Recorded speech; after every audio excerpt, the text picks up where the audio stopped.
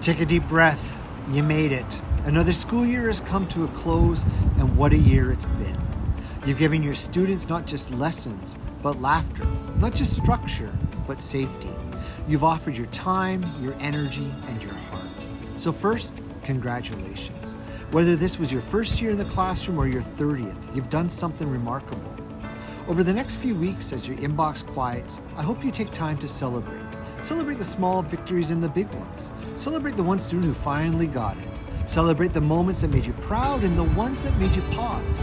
And when those thank you cards pile up on your kitchen counter, don't toss them away too quickly.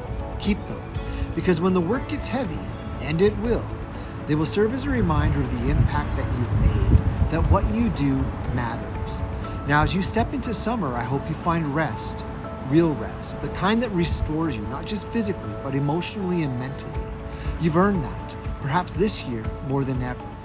And let me be clear, our collective work isn't done. As you know, our contract negotiations are ongoing, and your support, your solidarity has never mattered more. The strength of our association has always been its members, and that strength will be essential in the months ahead. So stay tuned, stay informed, and watch your email, check your social media, and visit our website. We'll keep you in the loop because the next steps matter. But for now, congratulations on another school year coming to a close, and thank you for your professionalism, your passion, and your persistence.